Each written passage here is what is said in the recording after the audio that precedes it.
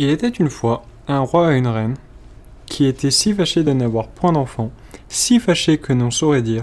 Ils allèrent à toutes les eaux du monde, vœux, pèlerinages, menus, dévotions. Tout fut mis en œuvre et rien n'y faisait. Enfin, pourtant la reine devint grosse et accoucha d'une fille.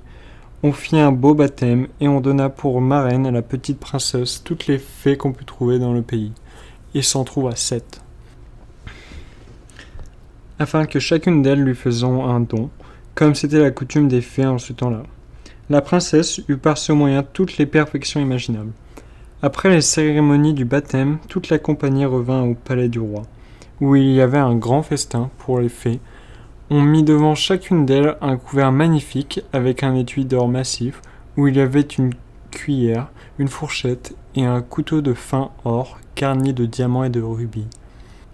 Mais comme chacun prenait sa place à table, on vit entrer une vieille fée qu'on n'avait point priée, parce qu'il y avait plus de 50 ans qu'elle n'était sortie d'une tour et qu'on la croyait morte ou enchantée. Le roi lui fit donner un couvert, mais il n'y eut pas moyen de lui donner un étui d'or massif, comme aux autres, parce que l'on n'en avait fait faire que 7 pour les 7 fées. La vieille crut qu'on la méprisait et grommela quelques menaces entre ses dents. Une des jeunes fées qui se trouva auprès d'elle l'entendit, et jugeant qu'elle pourrait donner quelques fâcheux dons à la petite princesse, alla dès qu'on fut sorti de table se cacher derrière la tapisserie, afin de parler la dernière, et de pouvoir réparer autant qu'il lui serait possible le mal que la vieille aurait fait. Cependant, les fées commencèrent à faire leurs dons à la princesse. La plus jeune lui donna pour don qu'elle serait la plus belle du monde. Celle d'après, qu'elle aurait de l'esprit comme un ange. La troisième, qu'elle aurait une grâce admirable à tout ce qu'elle ferait. La quatrième, qu'elle danserait parfaitement bien. La cinquième, qu'elle chanterait comme un rossignol. Et la sixième, qu'elle jouerait de toutes sortes d'instruments à la perfection.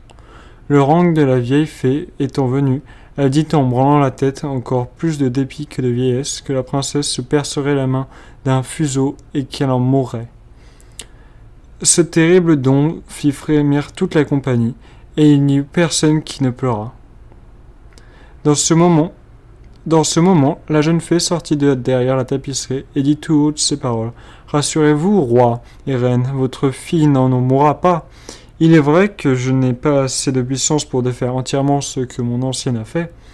La princesse ne percera la main d'un fuseau, mais au lieu d'en mourir, elle tombera seulement dans un profond sommeil qui durera 100 ans, au bout desquels le fils d'un roi viendra la réveiller. » Le roi, pour tâcher d'éviter le malheur annoncé par la vieille, fit publier aussitôt un édit par lequel il défendait à tous de filer au fuseau, ni d'avoir des fuseaux chez soi sous peine de mort. Au bout de 15 ou 16 ans, le roi et la reine étant allés à une de leurs maisons de plaisance, il arriva que la jeune princesse courant un jour dans le château et montant de chambre en chambre alla jusqu'au haut d'un donjon dans un petit galetas où une bonne vieille était seule à filer sa quenouille. Cette bonne femme n'avait point entendu parler des défenses que le roi avait faites de filer au fuseau. « Que faites-vous là, la bonne femme ?» dit la princesse. « Je file, ma belle enfant, » lui répondit la vieille qui ne la connaissait pas. « Ah, que cela est joli, » reprit la princesse. « Comment faites-vous ? Donnez-moi que je vois si j'en ferai bien longtemps. » Elle n'eut pas plutôt pris le fuseau que, comme elle était fort vive, un peu étourdie, et que d'ailleurs l'arrêt des fées l'ordonnait ainsi, elle s'en perça la main et tomba évanouie. La bonne vieille, bien embarrassée, crie au secours. On vient de tous côtés, on jette de l'eau au visage de la princesse, on la délace, on lui frappe dans les mains, on lui frotte les tempes avec de l'eau de la reine de Hongrie, mais rien ne la faisait revenir. Alors le roi, qui était monté au bruit, se souvint de la prédiction des fées, et jugeant bien qu'il fallait que cela arrivât, puisque les fées l'avaient dit, fit mettre la princesse dans le plus bel appartement du palais, sur un lit de broderie d'or et d'argent. On eût dit d'un ange, tant elle était belle, car son évanouissement n'avait pas ôté les couleurs vives de son teint. Ses joues étant écarlates et ses lèvres comme du corail, elle avait seulement les yeux fermés, mais on l'entendait respirer doucement, ce qui montrait bien qu'elle n'était pas morte. Le roi ordonna qu'on la laissât dormir jusqu'à ce que son heure de se réveiller fût venue.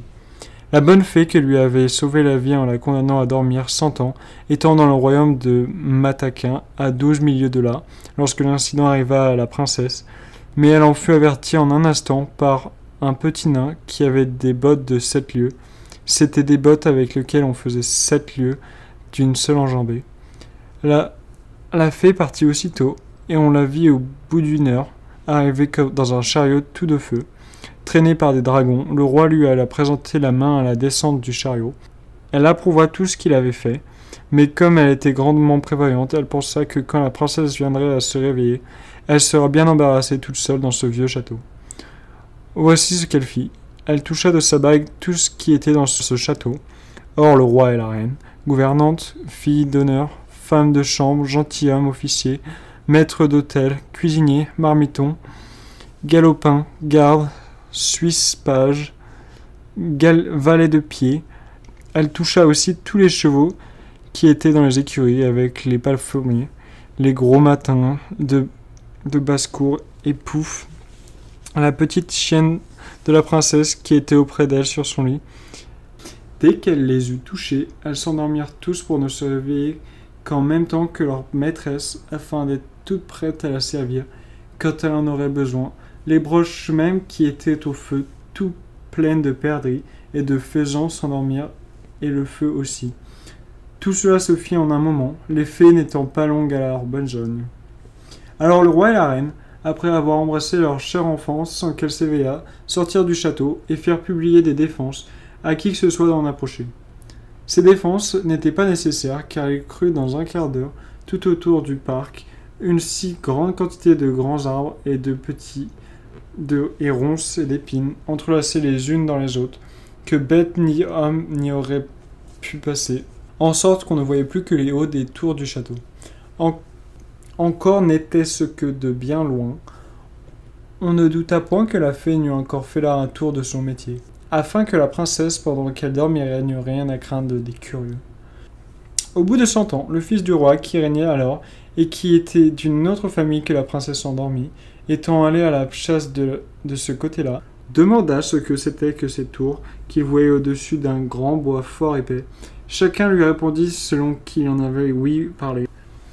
Les uns disaient que c'était un vieux château où il revenait des esprits, les autres que tous les sorciers de la contrée y faisaient leur sabbat.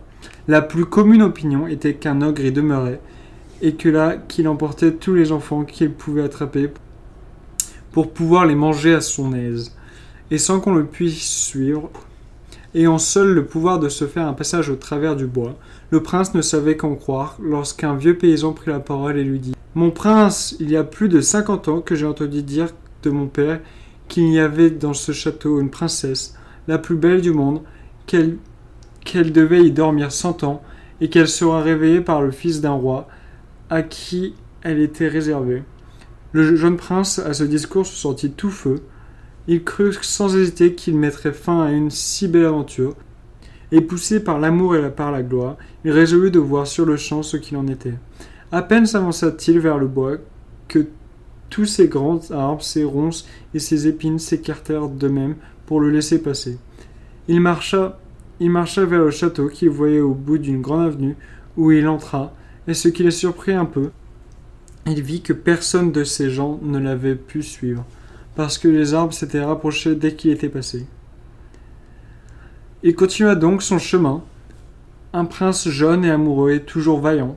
Il entra dans une grande avant-cour où tout ce qu'il vit d'abord était capable de le glacer de crainte. C'était un silence affreux. L'image de la mort s'y présentait partout, et ce n'étaient que des corps étendus d'hommes et d'animaux qui paraissaient morts. Il reconnut pourtant bien au nez bourgeonné et à la face vermeille des Suisses qu'elles n'étaient qu'endormies, et leur tasse, où il y avait encore quelques gouttes de vin, montrait assez qu'ils s'étaient endormis en buvant.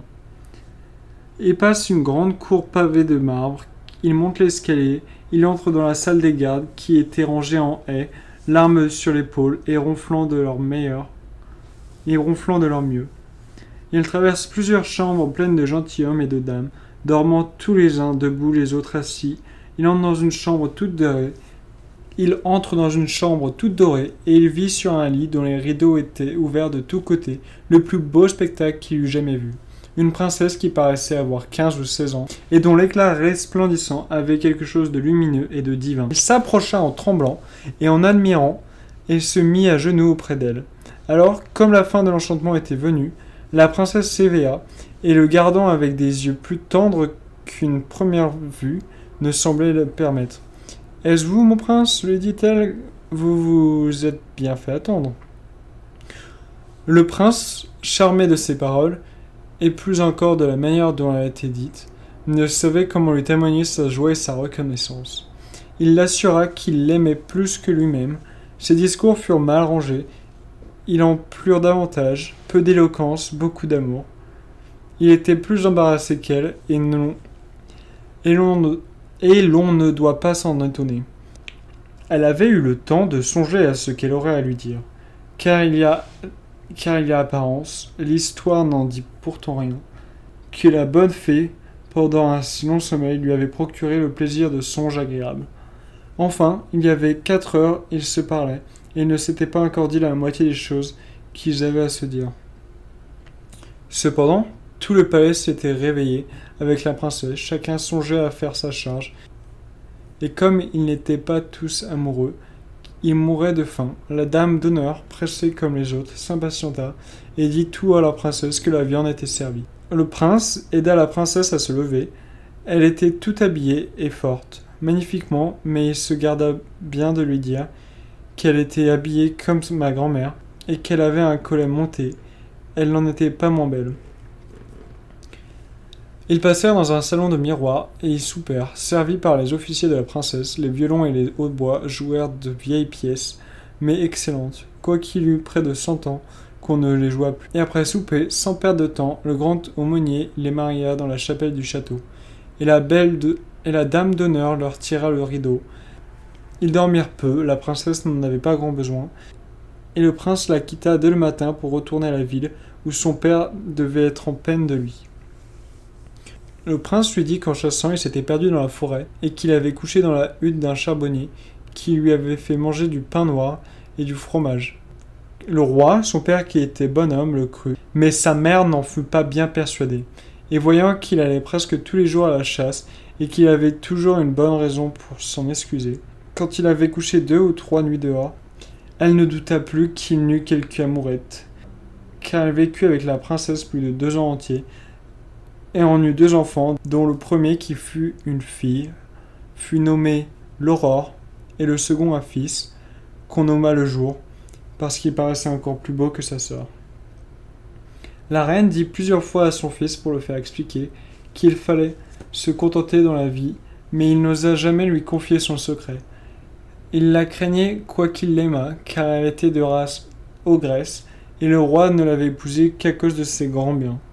On disait même tout bas à la cour qu'elle avait les inclinations des ogres et n'en voyant passer de petits enfants, elle avait toutes les peines du monde à se retenir de se jeter sur eux. Ainsi, le prince ne voulut jamais rien dire. Mais quand le roi fut mort, ce qui arriva au bout de 2 ans, et qu'il se vit le maître, il déclara publiquement son mariage et alla en grande cérémonie chercher la reine, sa femme, dans son château. On lui fit une entrée magnifique dans la ville capitale, où elle entra au milieu de ses 2 enfants. Quelque temps après, le roi alla faire la guerre à l'empereur Cantalabute, son voisin. Il laissa la régence du royaume à la reine, sa mère, et lui recommanda vivement sa femme et ses 2 enfants. Il devait être à la guerre tout l'été, et dès qu'il fut parti, la reine-mère envoya sa bru et ses enfants à une maison de campagne dans les bois, pour pouvoir plus aisément assouvir son horrible envie. Elle y alla quelques jours après, et dit un soir à son maître d'hôtel « Je veux manger demain, à mon dîner, la petite Aurore. »« Ah, madame, dit le maître d'hôtel. »« Je le veux, dit la reine, et elle le dit d'un ton d'ogresse qui a envie de manger de la chair fraîche. Et je veux la manger à la sauce Robert. » Ce pauvre homme, voyant bien qu'il ne fallait pas se jouer d'une ogresse, prit son grand couteau et monta à la chambre de la petite Aurore. Elle avait alors 4 ans, et vint en sautant et en riant se jeter à son cou et lui demandait du bonbon. Il se mit à pleurer, le couteau lui tomba des mains, et il alla dans la basse-cour couper la gorge d'un petit agneau, et lui fit une si bonne sauce que sa maîtresse l'assura qu'elle n'avait jamais rien mangé de si bon.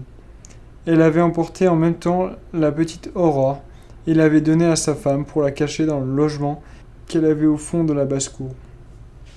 8 jours après, la méchante reine dit à son maître d'hôtel: Je veux manger à mon souper le petit jour.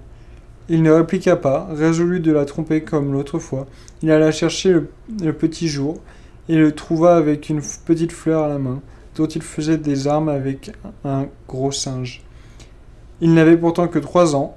Il ne porta à sa femme qui la cacha avec la petite Aura et donna à la place du petit jour un petit chevreau fort tendre que l'ogresse trouva admirablement bon. Cela avait fort bien été jusque-là, mais un jour, cette méchante reine dit au maître d'hôtel: Je veux manger la reine à la même sauce que ses enfants. Ce fut alors que le pauvre maître d'hôtel désespéra de pouvoir encore la tromper. La jeune reine avait 20 ans passés, sans compter les 100 ans qu'elle avait dormi. Sa peau était un peu dure, quoique belle et blanche, et le moyen de trouver dans la ménagerie une bête aussi dure que cela. Il prit la résolution pour sauver sa vie de couper la gorge de la reine et monter dans sa chambre dans l'intention de n'en pas faire à 2 fois. Il s'excitait à la fureur et entra le poignard à la main dans la chambre de la jeune reine. Il ne voulut pourtant point la surprendre et lui dit avec beaucoup de respect l'ordre qu'il avait reçu de la reine-mère. « Faites votre devoir, lui dit-elle en lui tendant le cou. Exécutez l'ordre qu'on vous a donné. J'irai revoir mes enfants, mes pauvres enfants que j'ai tant aimés, car elle les croyait morts depuis qu'on les avait enlevés sans rien lui dire. »« Non, non, madame, lui répondit le pauvre maître d'hôtel tout attendri. Vous ne mourrez point, et vous pouvez revoir vos chers enfants, mais ce sera chez moi, où je les ai cachés, et je tromperai encore la reine en lui faisant manger une jeune biche en votre place. » Il la mena aussitôt à la chambre, où la laissant embrasser ses enfants et pleurer avec eux. Il alla accommoder une biche que la reine mangea à son souper, avec le même appétit que ce était là, la jeune reine. Elle était bien contente de sa cruauté, se préparait à dire au roi, à son retour, que les loups enragés avaient mangé la reine et sa femme et ses 2 enfants. Un soir qu'elle rôdait comme d'habitude dans les cours et les basses-cours du château pour y humer quelques viandes fraîches, elle entendit dans une salle basse le petit jour qui pleurait, parce que la reine, sa mère, le voulait faire fouetter, parce qu'il avait été méchant, et elle entendit aussi la petite Aurore qui demandait pardon pour son frère. L'ogresse reconnut la voix de la reine et de ses enfants, et furieuse d'avoir été trompée, elle commande dès le lendemain au matin avec une voix épouvantable qui faisait trembler tout le monde, qu'on apporta au milieu de la cour d'une grande cuve, qu'elle fit remplir de crapauds, de vipères, de couleuvres et de serpents, pour y faire jeter la reine et ses enfants. Le maître d'hôtel, sa femme et sa servante, elle avait donné l'ordre de les amener les mains liées derrière le dos. Il était là, et les bourreaux se préparaient à les jeter dans la cuve, lorsque le roi, qu'on n'attendait pas si tôt, entra dans la cour à cheval. Il était venu en poste et demanda tout étonné ce que voulait dire cet horrible spectacle. Personne n'osait l'en instruire, quand l'ogresse, enragée de voir ce qu'elle voyait, se jeta elle-même la tête la première dans la cuve et fut dévorée en un instant par les vilaines bêtes qu'elle y avait fait mettre. Le roi ne put s'empêcher d'en être fâché, car elle était sa mère, mais il s'en consola bientôt avec sa belle femme et ses enfants.